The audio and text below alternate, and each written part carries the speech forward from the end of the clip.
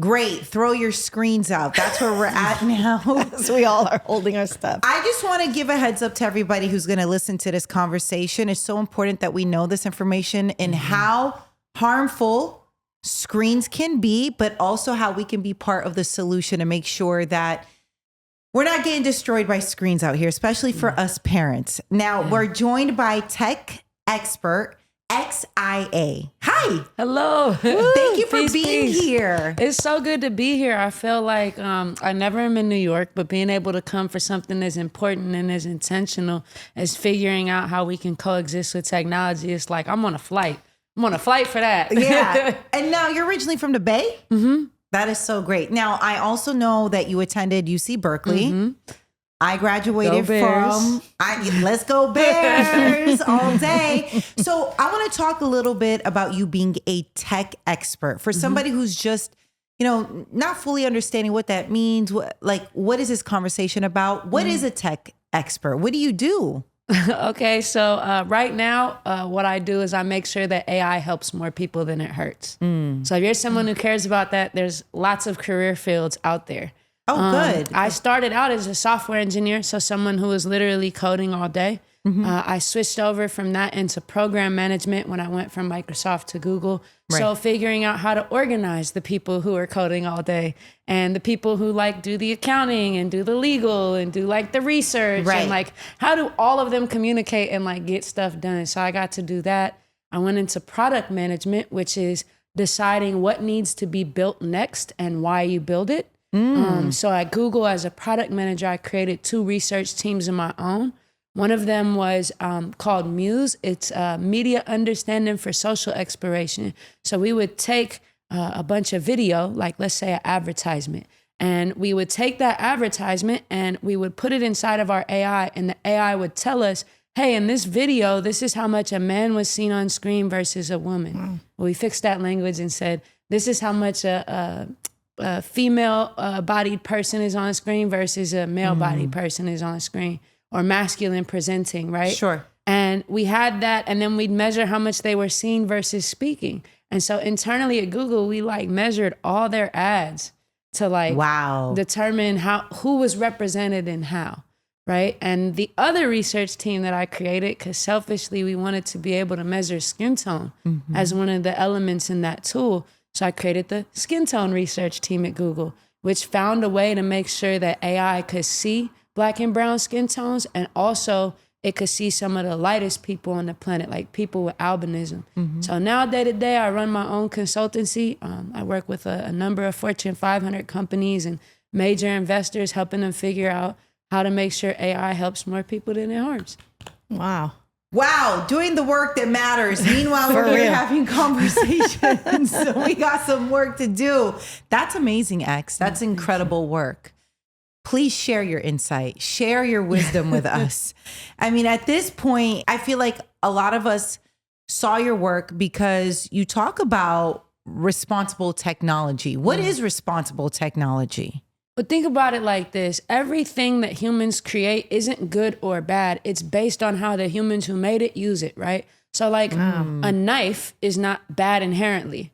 But if I'm using a knife to commit a crime, it's bad. But if I'm using a knife to cut up a steak, it might not be, unless you're vegan and against that stuff, right? Right. And so the same thing applies to AI. AI inherently is neutral. It's a technology that's just a bunch of math calculations at the end of the day. A lot of linear algebra, predicting things or guessing things or trying to identify patterns or predict patterns, right? Right.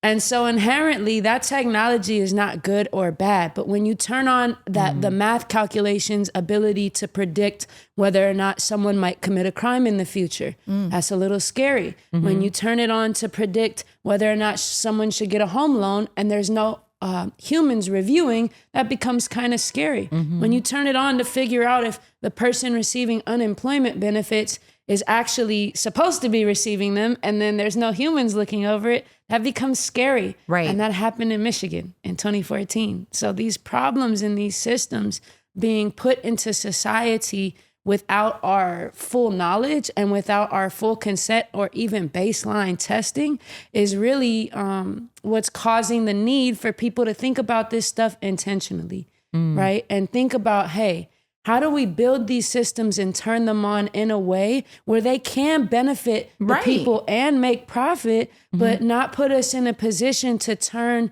the humans that built these machines into the guinea pigs to test them to make them better. Are there any parameters right now that are built for any type of artificial intelligence that have been popping up? Like there's ChatGPT, there's so many different kinds.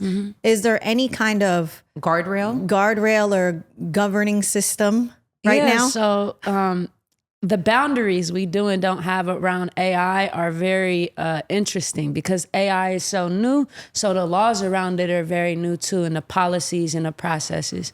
And so essentially the federal government in the United States has a lot of executive orders, right, around what we should and shouldn't do with AI generally, but not a lot of actual laws.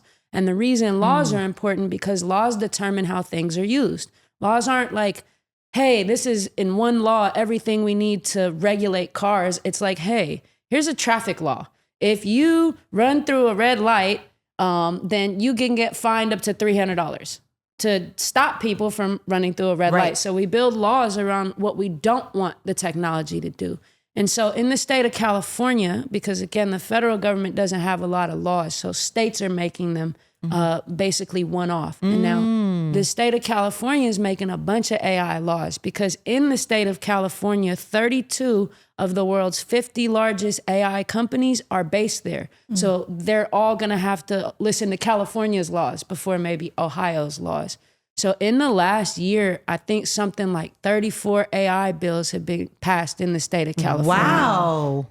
Yeah. But So- does that only apply to California? Like if these companies do work in Ohio, are they free in Ohio to not have to follow the law that was built in California? Well, some of the laws aren't just about the company. So I'll talk about the company laws in a second. A lot of them are around use cases. So for example, and we'll dive into this in a minute, there's a big problem in high schools around the country and around the world, quite frankly, where students in schools are using AI to take photos of their classmates, run it through the AI to generate nudes of their classmates and pass them around the schools. So it's really hard to figure out when that happens what the criminal process is, right? Because it's not a real image, but they're also underage. Right. So what is that technically considered? And they're creating What is it. the punishment? Yeah. Because if none of that stuff exists, the best you can do is like go sue them in civil court for like 10 grand. Right. And so basically California made that very illegal.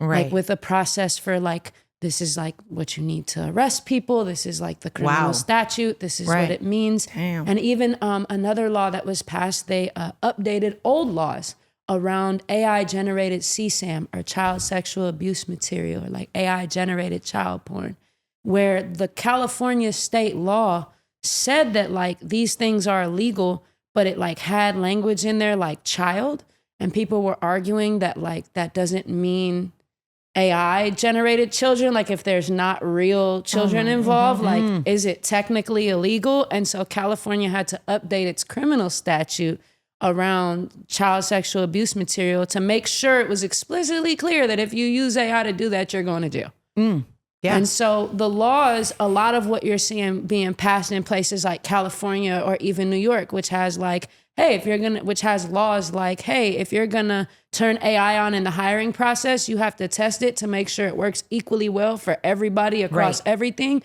and submit that up to the state. So they're like requirements around that. Now, the laws that have tried to hit specific companies have failed.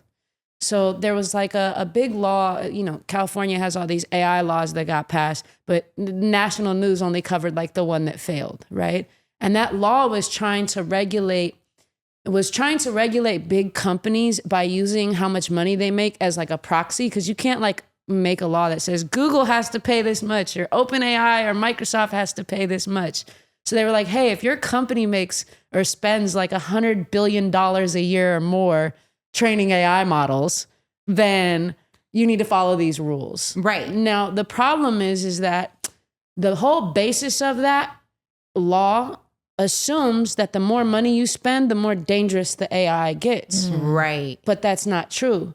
So that's kind of like saying, hey, because you manufacture seatbelts for Ferraris because they cost more, then, you have to follow all these extra rules. But like a Nissan Leaf also needs seatbelts. Right. You know what I mean? And so the bill was vetoed for that, but it was like this big drama of like, California doesn't want AI regulations while like all of these dozens of other ones are being passed.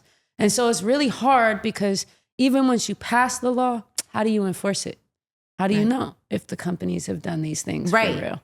And so again, this is intro to Black Mirror IRL. Yes. Right. This is what we're going to talk about today is like what the reality is of AI, especially for parents, what this means for society, and then the reality of AI for us as people being affected by these machines, especially the adults, so we could shape the world that comes after us in a way where it's better than we found it. For sure. So how is AI, we'll stay right here with AI, how is it impacting kids? I've heard about the AI companion and all this. What is happening out here? Yeah, so there's so many ways. All right, so AI is doing a lot to help children around the world, first and foremost. I know everyone's probably heard like a boogeyman story, like, oh, AI did this terrible thing, or it's messing up school, or like there's like lots of valid concerns around artificial intelligence, but let me highlight some of the ways it's actually doing good. And so when I was younger, I worked at Lincoln Elementary School, right around the corner from like where I grew up at in Richmond. And at the elementary school, the challenge that we had, we were such a diverse community that the students in my classroom would have like wildly different abilities. Like one student had just immigrated to the US and spoke a very minimal amount of English. Another student is like reading at a 12th grade level, but I'm working with 3rd and 4th grade students. And so how do I give them all instruction to help them catch up? I can't even give them all the same homework. If I give this kid the homework, he gonna be bored. I give this one the homework, he don't understand English. Right. And so that problem is called differentiation. And so that's one of the main places AI is being used in education is differentiated tutoring, differentiated lesson planning, and differentiated lesson generation. Teachers don't get paid a lot. So can you imagine them sitting there trying to make 30 customized homework packets and tracking that over a school year? That's too much.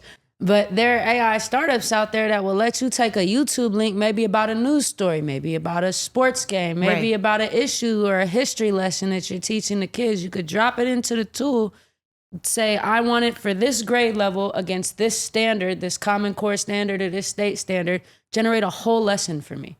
And it'll spit everything out for the teacher as a starting point. Yeah. I think it makes the teachers' lives easier. And ultimately, still the teachers are involved because they have to review everything and make sure everything is up to standard. Right. Now, it doesn't do full like, hey, you read at this grading level and you read at this grading level, but it helps the teacher generate like everything they need. It even generates the presentations. That they like put up in class to teach the lesson. It generates the vocabulary. Like it's insane. To make that process faster. But there are apps out there, to help kids with major issues. So around the world, 300 million people can't read or write. They're illiterate, right? In the United States, over 50% of adults read at a 6th grade level or below, and about half of those are functionally illiterate, which means that they don't really understand words even when they read them, right? And so a lot of times, especially in education, what you come across is that you'll have a student who maybe starts behind. Like take my student I mentioned who had just immigrated. And then because they're already behind and the next teacher can't customize their work to help them catch up or can't sit there with every kid and like tutor them or coach them in reading, the kid, when they get to the next grade, they're even more behind. And then they're even more behind. And so they create this debt where it becomes really hard to catch up. And so I've seen free tools from Microsoft and from Google where you could go to it, you could read out loud to it in the privacy of your own home. So a kid could just not be in front of the classroom trying to read and getting punked, but they could go home, they can read out loud to this AI and it will coach them in real time. Wow, that's remarkable. Yeah. Remarkable. Right. And so I think AI has the ability to help fill in some of the gaps where people can't scale themselves fast enough or might not be able to customize the way something is done to each individual person, like we see in education. But there's a lot of ways AI is being used that's scary Right. in education, right? Right. So I think we touched on it a little bit earlier, but the AI generated nudes, deep fake nudes is an epidemic that is sweeping the world right now. This is so terrifying. They call them AI undressing websites. And so the idea is you can go to one of these generative image websites. You can drop a picture of someone, whether you know them or not. You can put it in there, click, I wanted to see them doing this or whatever, and it'll give you a fully X-rated nude photograph. And so this has been abused in a lot of different ways. First off, at a high school level, it's happening with the students, right? Mm-hmm. So back in 2023, in New Jersey, there was an issue at a high school where it was a 14-year-old teen girl who over the summer had some of her male classmates take her photos off social media, run them through there, and then pass them around in a group chat. That's terrible. And so she found out about it. Her and her mom go to the school and they're like, what are y'all doing? Right. What do you mean? Well, why aren't these kids suspended? Why can't we call the police? This has to be illegal. She's under 18. And the school didn't know what to do because this issue is so new. At the same time across the country, so again, 2023, the same issue popped up in Seattle, Washington. Fast forward 2024, you go to Spain and students, I think it was 20 different students were arrested for creating deepfake nudes of their classmates. And the kids were between the ages of 13 to 15. Whew. And so what happened to them kids who was doing all that crazy stuff? Right. Well, they got 1 year probation in Spain. They were ordered to, so in Spain, these kids got 1 year probation. They were ordered to take a gender equity awareness class and a responsible technology class. And that's it. Now, why did that happen? Because technically in Spain, you can't charge someone criminally if they're under 14. So again, the laws match the world that doesn't match the technology of today. So there was an example of a middle school in Beverly Hills that had this issue. Wow. So this isn't just something that's happening in neighborhoods that have socioeconomic challenges or have certain racial buildups. This is touching every classroom around the world. Wow. Right? Where these kids are using these AI undressing websites to undress each other. Right. And so they're not technically illegal. So the state of California, the attorney general bought lawsuits against a bunch of those companies that are based in California. But right now it's not technically illegal. And in a lot of states, again, because they haven't updated their codes like California has around these types of issues, like the most you could do is like take them to civil court. Ooh, there's a lot of work.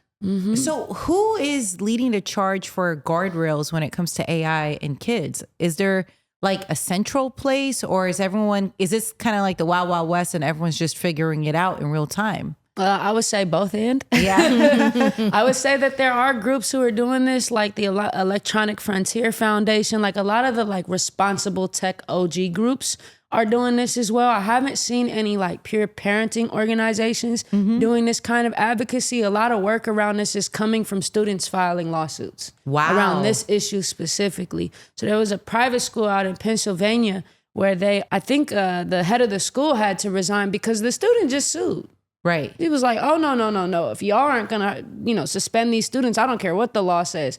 You're harming my child. I'm about to sue you. And then in Australia, there was this case where one teenage student made deepfake nudes of 50 different females at his school. Oh. One teenage kid did that to 50 female students at his school. So these tools aren't just like, it'll take them a month to do it. It takes 20 seconds. Right. And the scale to which they can do it is massive. And so what this means, this is not meant to make y'all afraid of AI, but as parents to make you aware of the world your kids are living inside. Right. It's so crazy because I was just thinking, okay, what does this mean for my child who wants to turn in a paper and it's all AI? Like, I'm just thinking of AI for cheating, or I mean, if that's considered cheating, like write my 20-page paper for me. Like, that's what I was thinking, not this. Not this. So what are AI powered companions? Oh, I call them imaginary friends. Okay. Right. All right. They love to give all this technological terms to it, what they call anthropomorphizing, which is making these machines like more human than they actually are. Because again, a lot of most algorithms are just complicated math calculations. Right. So an AI companion is when someone develops a relationship, or how do I say this? Yeah. So an AI companion is when people develop an emotional connection with a conversational chatbot. Now, these chatbots are based on something called large language models. So ChatGPT, Claude, Gemini, Perplexity, Grok, all of them are built on top of this tech called a large language model, or LLM. And the thing about large language models is, one, they don't understand language. They take your prompt, convert it to math, do some calculation to predict, this is the words you want me to say next, right? Now we need that context, because if what's happening around the world is that people are developing social relationships with these chatbots, where they're turning them into literal friends. They're starting to develop romantic connections with these chatbots, where people develop full-on relationships with them. And they're at the same time, they're opting into those connections over human connections. Right. So I saw one study that said that 20% of adult Americans have flirted with the chatbot.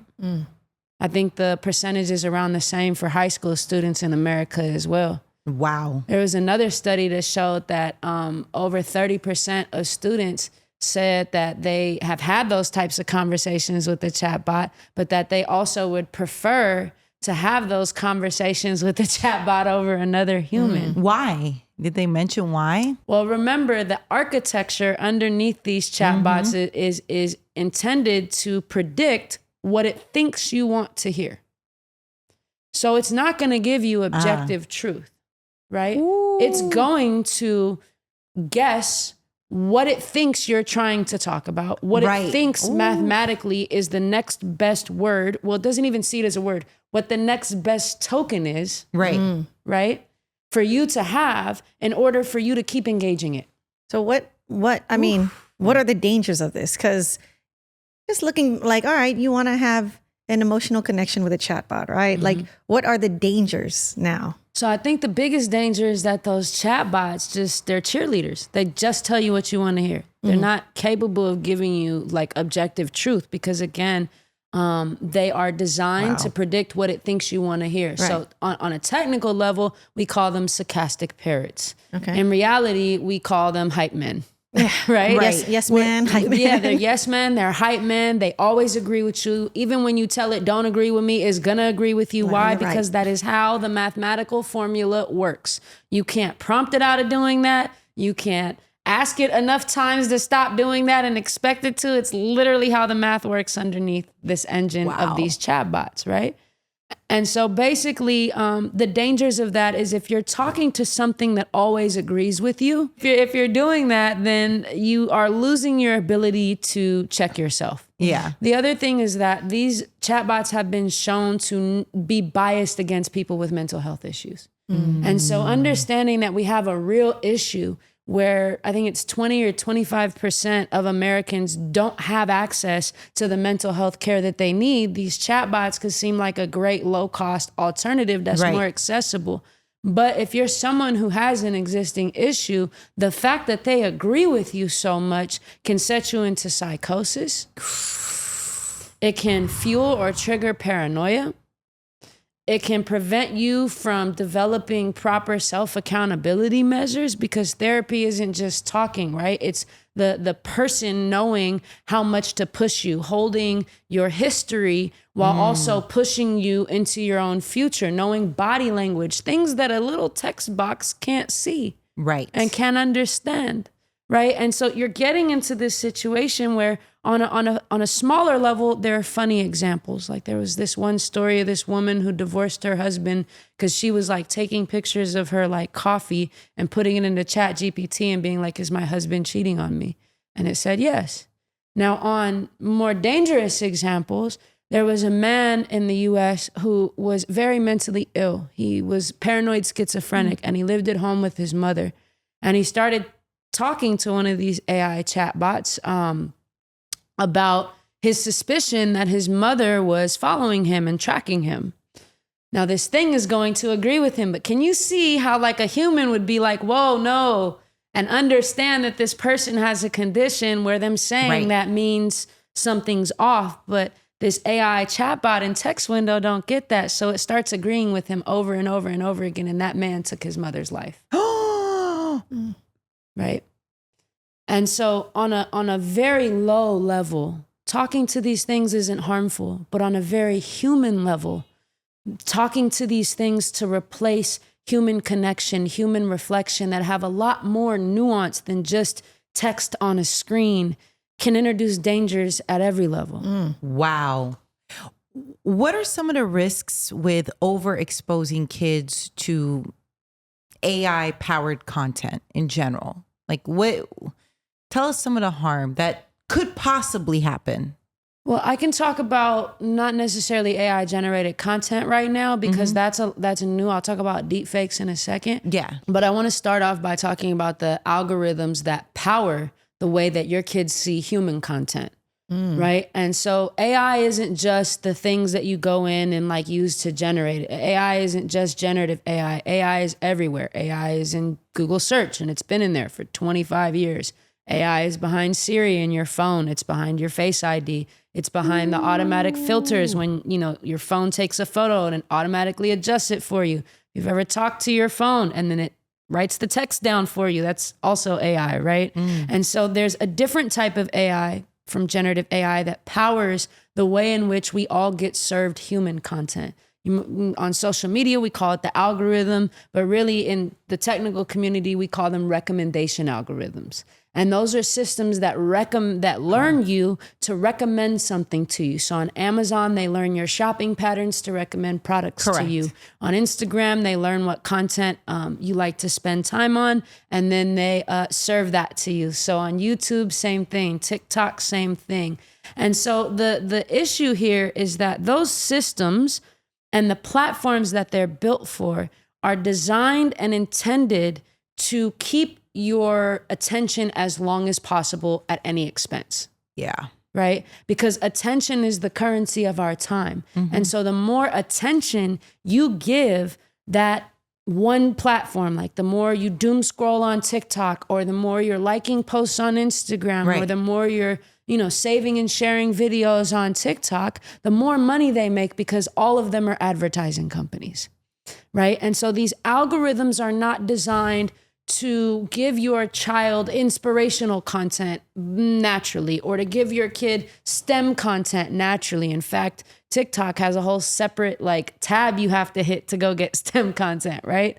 And you have to enable it, by the way. It's not turned on by default. Wow. And so because of that, they're designed to siphon your child's attention. Ooh. And so you have to think about what that means for your kid. Because as much as we want to think about, I got to watch what they're liking and what they're sharing so it doesn't take them down crazy rabbit holes, that's valid. As a parent, you should be reviewing what your kid is watching. You should be reviewing what they're saving and sharing, because what they save and they share and they is the metrics that the algorithm uses to give them more content like that. So if your kid is watching a whole bunch of I hate my parents videos and saving them, they're going to keep getting that content and be put in that echo chamber, but with a recommendation algorithm. So you got to watch, you got to reset, you got to use the kid settings inside of the app. On top of that, you have to also think about the way that the algorithms are changing you. In order to be popular on social media, which for many is a viable financial career at this point, right? You have to optimize the way that you create content for that platform, which means you're changing the way that you would communicate to make sure you have a fire hook at the beginning. You're changing the way that you storytell to maximize for, how long people stay before they drop off. You're changing the way in which you would even storytell something to maybe be a little sensational, to maybe make it over the top it can get likes and shares. So the way that you're communicating is changing because of the algorithm. Similarly, our brains are changing because of these algorithms. So research has shown that the effect of swiping up on a device, right, which is one of the most addictive designs that's ever been created by man. It's like what they call sticky, which means that it keeps the users stuck in the app for a longer period of time.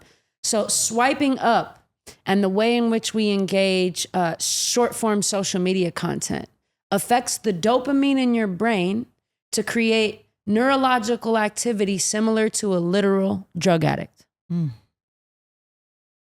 So that means if your child is starting out going like this, what will their brain look like by the time they're 5? What will their brain look like by the time they're 10 or 15 or 20? And you wonder why sports gambling is all a big epidemic right now. Is it?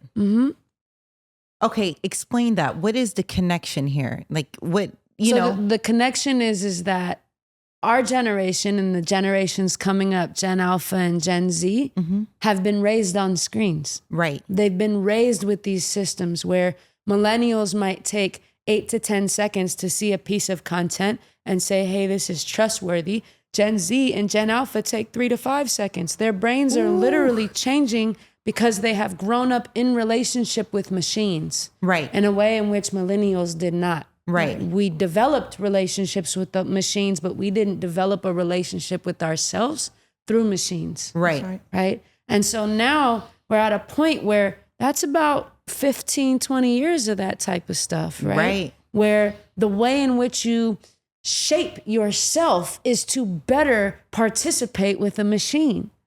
And then you're creating these neurological changes in the brain that literally look like a drug addict. So that means people are more prone to addictive behavior. When you're in that type of neurological activity, it makes it harder to focus, harder to do any type of task, right? Because you don't have no dopamine to motivate you. Why do you think these kids don't want to do nothing? Right. They just want to keep swiping on their phone. They're neurologically fried. We have given them digital drugs and wonder why they're junkies. We're in a world where we're trading our own convenience as the adults supposed to be tending to the next generation for their neurological safety, for their neurological health, literally, right? And so now you see this rise in popularity of gambling activity. Right. Especially sports betting. Well, why? Because these generations' brains are already hardwired to be addicts.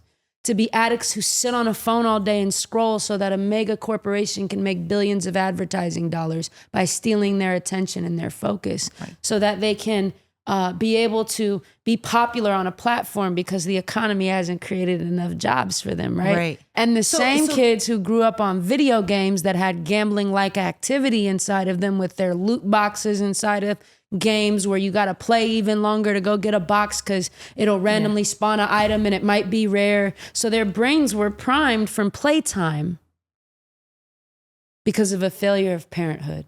Oh my gosh. So is there... Come on, bars. Come on, bars. What exactly do screens do to our kids? Like, why is it bad?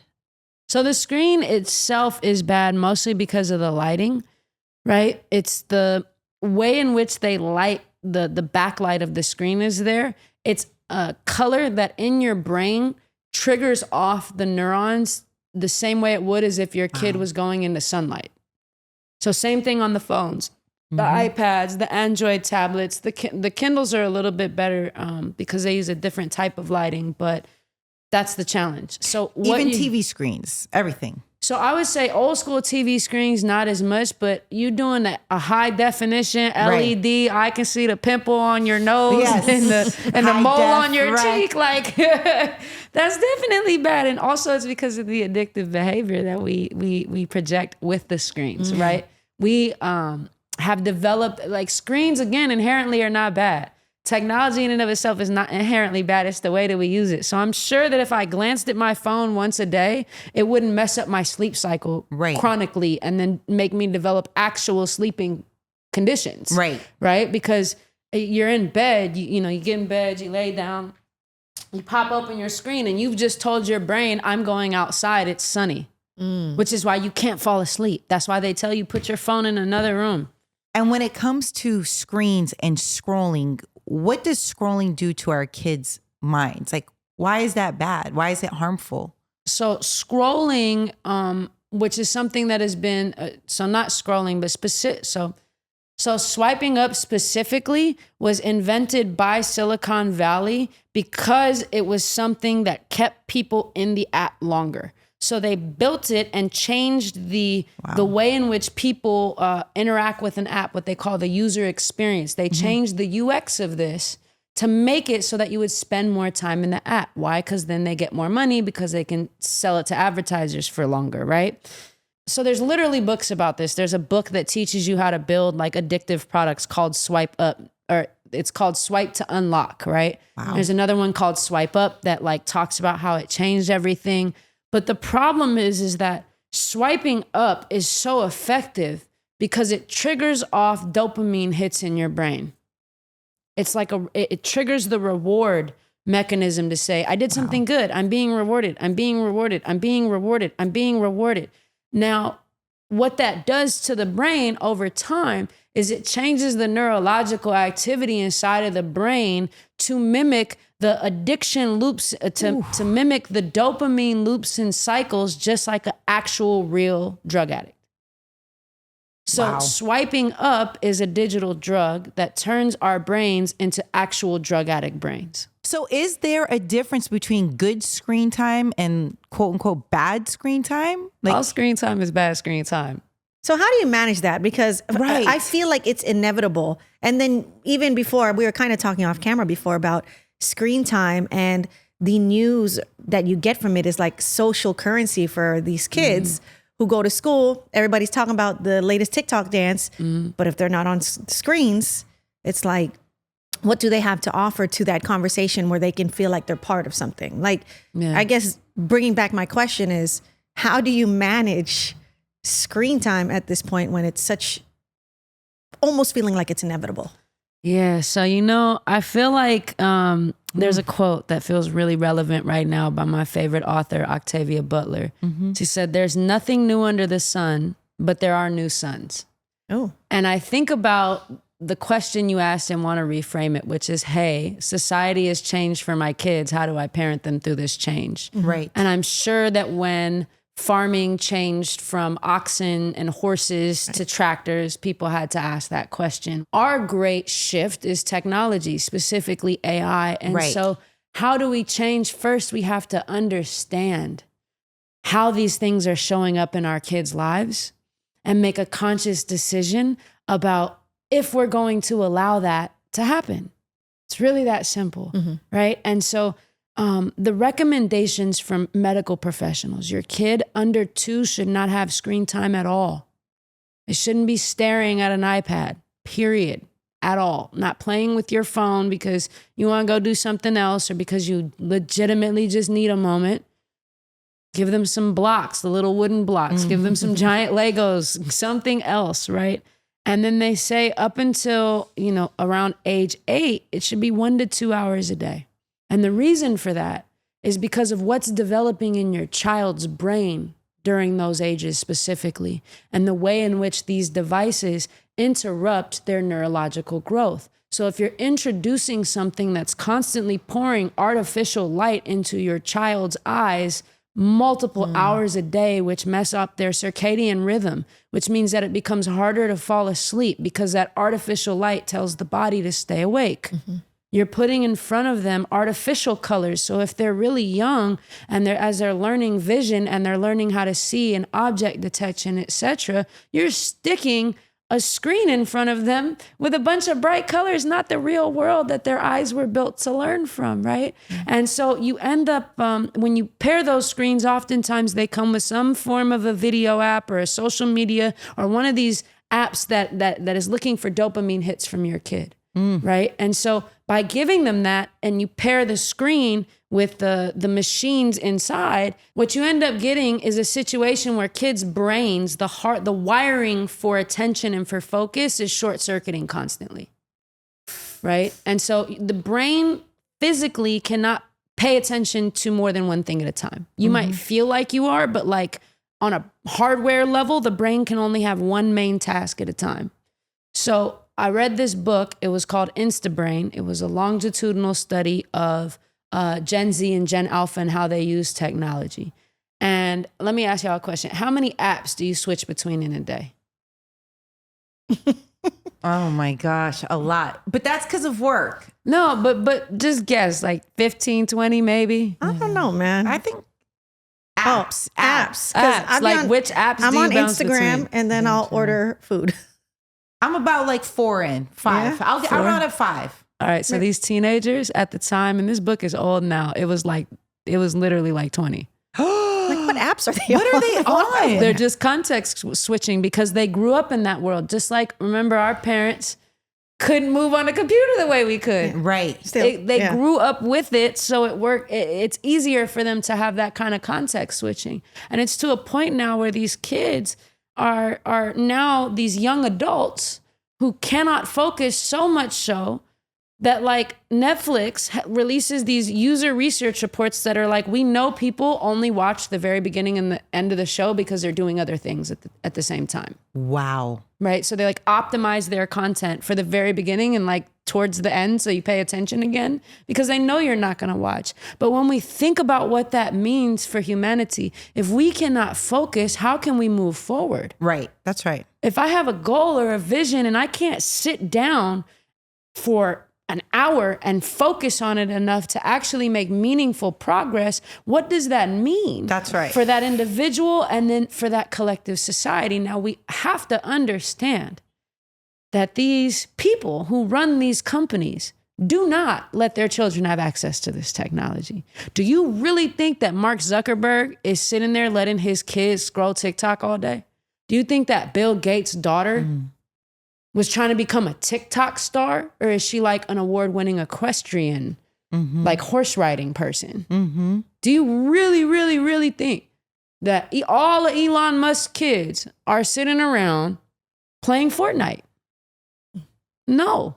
So the way that we're allowing these machines to change our neurobiology, right? Yeah. The literal electrical activity and circuitry of our brains is only happening to the people who don't create these companies. Oh my gosh. So what does that mean in 15 years when there are two different classes of humans biologically?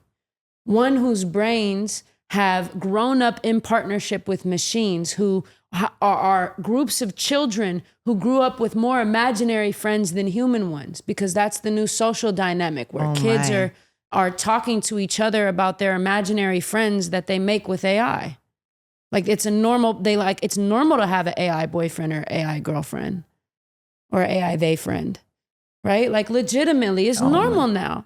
And so that world, now imagine in 15 years when there's a group of elites whose children were allowed to have their brains develop healthily, and the rest of society whose brains are wired to be addicts, who can't focus, who can't have long-term memory and decision-making because we short-circuited the development of those connections. That's the world that we're headed towards, unless we all come together and decide to be active shapers of what's happening instead of passive doom scrolling watchers who do something by commenting on it. We need to actually like come together and do something about this. Otherwise, I don't know. That's not the world I want to live in. No, Right. No, not at all. Are all screens bad? Meaning TV, phones, or is there one that's more harmful in your opinion? Tell me where you see a screen in nature. So I've seen volcanoes in person. I've seen mountains in person. I've seen rivers, oceans, and deserts in person. I've never seen a screen in nature. So I have another question. I would just say that. I work a lot, and sometimes how I communicate with our daughter when she's at home, or her family they don't live near us, we'll video chat. How bad is that for our daughter? So there's Long I saw distance. this TikTok. So this ain't my research, and I'm a paraphrase here because Right. I don't remember all the details. Right. But there was this TikTok that I saw recently where the woman was it was like a clip of a podcast, and the woman was explaining that there's a warning in like all of your phones about the battery, and like you are not supposed to have it within like ear distance of you. It's radioactive if you do that. So I don't know how true it is, but Right. I'm gonna find the video and send it Right. to you. But I think that when we want to know how bad technology is, we have to wait until it's actually been bad. Like we have to like wait until the tech is deployed enough to like see how bad it is. Like, so 100 years ago, when you went into a shoe store, you would take to figure out what size your shoe is, you would take an X-ray of your foot. Wow. Wow. You would literally go in, you put your foot in and be like, yeah, tell me how long my foot is. Now, why were they doing that? Because they did not know X-rays were radioactive. They did not know that getting an X-ray 3 and 4 times a week was going to cause cancer. Just like there was a period of time where when you were sick or had a cold, they'd stick leeches all over your body because they didn't know that it didn't work. Right? So that's the same thing with video chat and these devices, is that it hasn't been long enough for us to know their long-term effects. The iPhone isn't 50 years old, so I don't know what the iPhone is going to do in 50 years. Do you? No. Microwave isn't 100 years old. I don't know what that's going to do to human bodies in 50 years. And unless someone's actively studying that on purpose, we're not going to know. And so again, I think with, you know, if you're gonna use a phone, or if you we're in a society where you're gonna have to interact with screens, so just follow the best practices. If you're interacting with it, use like blue light glasses or blue light filters so that the light comes in is softer and it doesn't like spark your brain to think that you're looking at sunlight and like try to keep you awake, right? Minimize the amount of time you're on it. Right. Make sure that you use the built-in controls of each of these apps and platforms for your kids. And then also like the screens are also bad because of how we hold them. Right. Like I'm always like this and I'm like, oh wow, I'm a young 40 and I have a hump in my neck. I gotta hold my phone up when I'm on it. And you'll see a bunch of kids like that now, right? So it's also an element of physical health. I don't know all the answers, but I think that us asking the questions is a step in the right direction. And I think we need more parents. Like me, I don't have kids. I just have, 10 nieces and nephews. Right. And so for people who are parents to step up and figure this out. And when they do, share it with other parents. Because no one knows the answer. All this stuff is new for all of us. So that's the challenge and the opportunity. Nobody knows what this AI stuff is doing. Oh so my God. That's the problem and that's the opportunity. Right. So do you have a suggestion, like one suggestion as a parent? And then we'll do one suggestion as a society. So one suggestion as a parent that we can do to make sure that we're doing the best we can to balance our lives and our children's lives in this new technology. Yeah, my number one recommendation is offline is always better than online. And what I mean by that is not just some, I went to UC Berkeley, I'm on some hippie, like be outside and hug a tree, right? It's neurological. So your child learning how to write primarily on a mobile phone or on a keyboard is not the same activity in their brain as when they pick up a pen or a pencil and they write on a piece of paper. Matter of fact, when they're typing on a screen, it has a fraction of the neural activity that it does when they're writing by hand. Why? Because do you know how much more of your brain has to be used to pay attention, to coordinate your hand movement, to continue to do so while also simultaneously be thinking of what you're writing down and have the awareness to then see a mistake, go back and correct it? That's very, very different than going, right. That's right. Right? And so that's an element of the brain that you have to ask yourself, do I want to cultivate with my child? It's the same thing with reading. Right? Now, I understand, you want to make sure that your kids are reading actual books and make sure your kids can read. Right. We're in a very big problem in society in America where literacy rates for these youth is shooting in the wrong direction. It's all going down. I saw a statistic a couple years ago that says something like 80% of Black boys in 4th grade are reading below grade level. There are reports of kids being graduated who read below middle school levels. This is like not a joke. You don't want your kids moving into a world where the only way they know how to operate is literally by word of mouth because they can't read and they can't write. Right. Oh my goodness. Doesn't matter if I could talk to an AI and it could say something. If I can't read, what am I going to lose in the future world? Right? And so offline is always better than online. The next thing I'm going to say is make sure you understand what your kid is actually doing. When I was a kid, I made my mom get me Grand Theft Auto, but she didn't know that I was in there like beating up people on the street and like just riding around in the game, stealing cars and doing all type of criminal stuff. She would have never let me have that game if she knew that that's what I was doing at 1 o'clock in the morning when she was asleep, right? Like, no, that's not what she wanted her 13, 14-year-old kid doing. But my mom, you know, she had 8 kids, so she was just stretched. But like my mom didn't have the ability to dive in like that. And with your kids in this generation, when you don't dive in like that, you're going to miss out on the actual world that they're living in. So let me give you an example.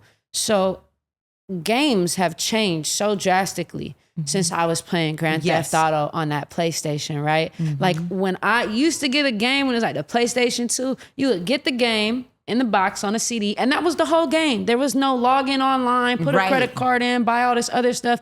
You wanted to play against someone, they had to come over, stick their controller into your machine and then play with you. Right. That's not how gaming works anymore. And that's not how gaming has worked for like the last 10 years.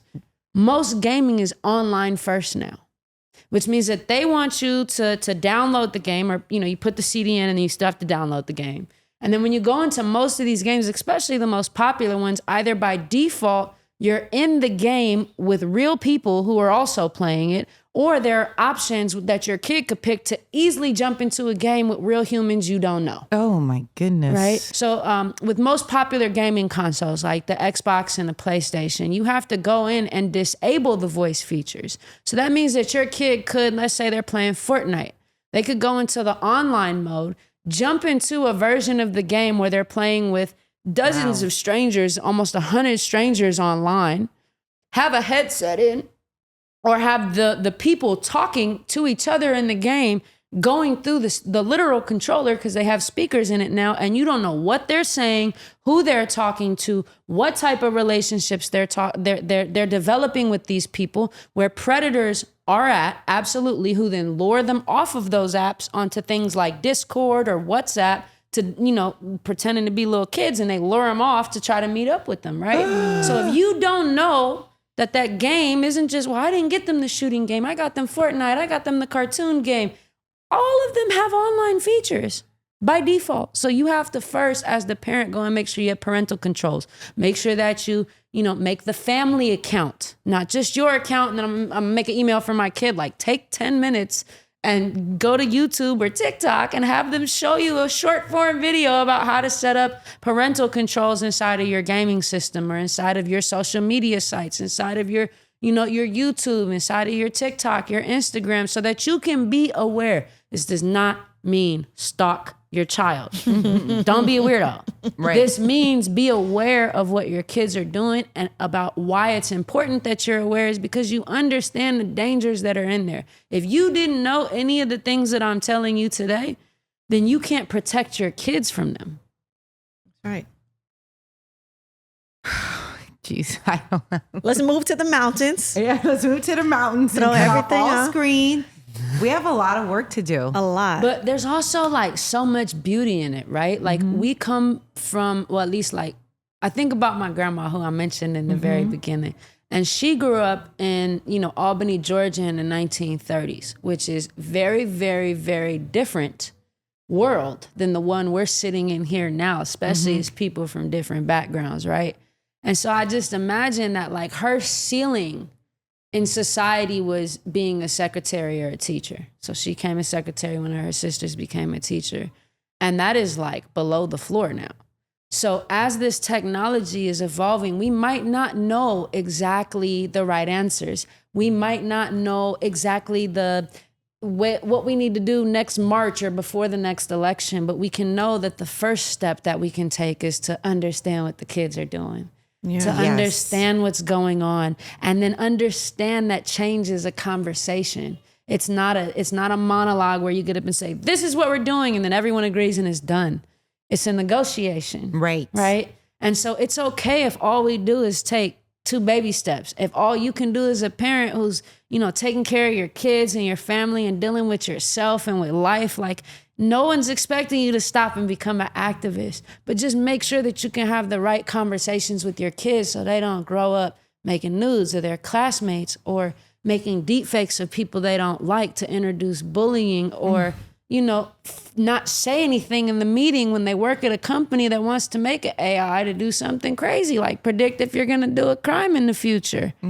Right? And so you want your child to be morally grounded. You want them to be a critical thinker. You want them to be someone who can see things in the world and contribute their own unique, special being to it, right? But that requires you as a parent to lean into your imagination about how you want to teach your kids those things. Because if you don't teach them, these algorithms will. Ooh, bars. You are cooking. Look, I need to be on like Oh my gosh. And so X, I don't know what we're going to do. I can start with this. We can start by Throw our phones out. That's it. Throw it all out. Throw it all out. Well, look, I just wanted to say the danger, not to make anyone feel like it's insurmountable. Like we can't do anything about it. Laws don't work. And well, my state isn't going to do it. Or, these companies are just too big and too powerful. It's like companies are just communities of people. Right? So if you can change individual people, you can change anything. Right. Right. Mm-hmm. And so I think, again, also it starts with there's a balance between prevention and projection, right? Where you're like making sure that you are aware of your kids' realities and the choices that they have that could be bad to prevent them from going down wrong paths as much as possible. But then you also want to imagine and tap into your imagination to project the world that you want and get involved at the level that you're capable.